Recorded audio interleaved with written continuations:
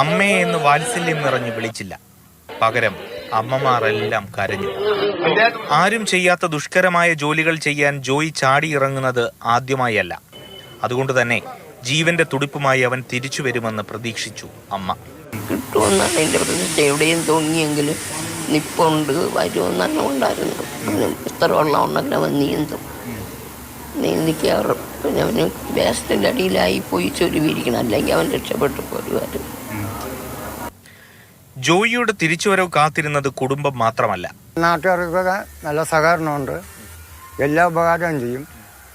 കരിങ്കല്ല് പണിക്ക് പോകും. പിന്നെ ഇതുപോലെ കോൺട്രാക്ടർമാർ വിളിച്ചാൽ എന്തൊരു വേസ്റ്റ് വേണമെങ്കിലും കോരാൻ പോകും. കക്കൂസ് കോരാൻ പോകും. എല്ലാ പണിയും ചെയ്യും.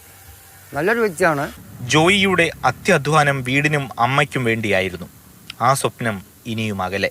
ഈ കാണുന്നതാണ് ജോയിയുടെ വീട്. നമ്മൾ താഴ്ന്ന ദൃശ്യങ്ങൾ നോക്കുമ്പോൾ ഈ ഒരു മുറി മാത്രമേ കാണുകയുള്ളൂ.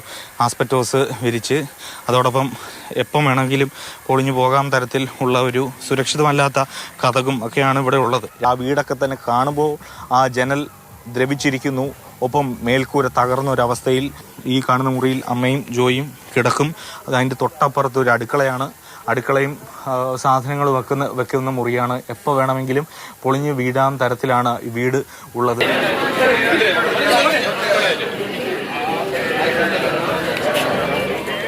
സ്വന്തം വീടിന് മുന്നിൽ അധിക നേരമിരിക്കാതെ ജോയി പിന്നെയും നടന്നു ദുർഘടമായ പാതയിലൂടെ. മലയാളിയുടെ മനസ്സിൽ ജോയി എന്നാൽ ഇപ്പോൾ നൊമ്പരമാണ്. ആ നോവ് ഇവിടെ അന്തിയുറങ്ങും. ജോയിയുടെ അമ്മയ്ക്ക് സുരക്ഷിതമായ ഒരു വീടും കുടുംബത്തിൽ ഒരാൾക്ക് ജോലിയും ധനസഹായവും അടക്കമുള്ള സഹായങ്ങളാണ് സർക്കാർ വാഗ്ദാനം ചെയ്തിരിക്കുന്നത്. അതെല്ലാം സമയബന്ധിതമായി നൽകണം. ജോയിയോട് അനാദരവ് കാണിക്കരുത്. എം എസ് സുജിത്തിനൊപ്പം AK സ്റ്റെഫിൻ, മാതൃഭൂമി ന്യൂസ്, തിരുവനന്തപുരം.